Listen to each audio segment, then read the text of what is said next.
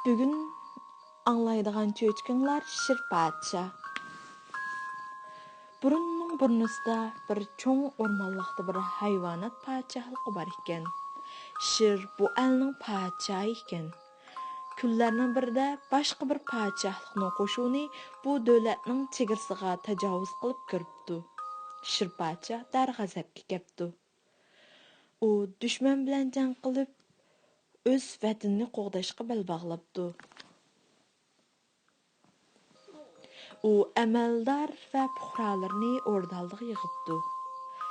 Ey mening sodiq amaldorlarim va puhralarim, debdi u ovozini yuqori ko'tarib. Düşmanlar vatanimizni besib olmoqchi, bizni qul qilmoqchi bo'lish qasdida bo'lyapti. Biz o'zimizning ona vatanimiz va erkinligimizni qo'g'dash uchun dushman bilan jon tikib elishib, ularni mag'lub qilishimiz kerak. Shirpacha tantanlik holda shu so'zlarni qilib bo'lgandan keyin safarbarlik buyruqni jakarlabdi. Pil, sen hayvonlarning ichida ham egiz, ham baslik. Qural yaroq, yemak-ichmak, to'shish vazifasini o'rindashga toza muvofiq kelsan. Shunga orqa saf xizmatini sana topshirmoqchiman. Tulka, sening yiligarlarning piri degan noming bor.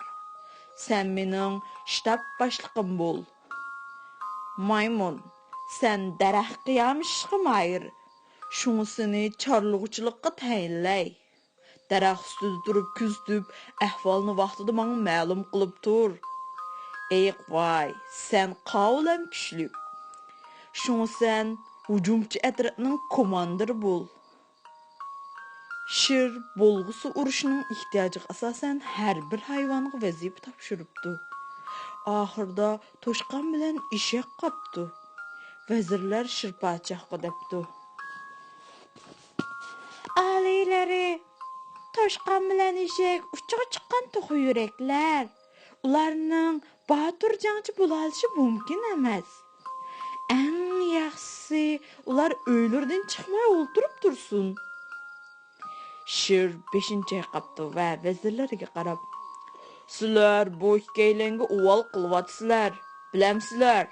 Eshakning ovozi meningkidanmi yuqori? U kanaychi o'rnidan mening yenimda turib qo'shnimizga madad bersin. Toshqan o'z jinini saqlab qolish uchun tez yugurishni qattiq mashq qilgan. Uningdek yel topan bizning aramizda oz tepiladi. Shunga u mening buyruqlarimni yetkazadigan xabarchi askar bo'lsin," debdi.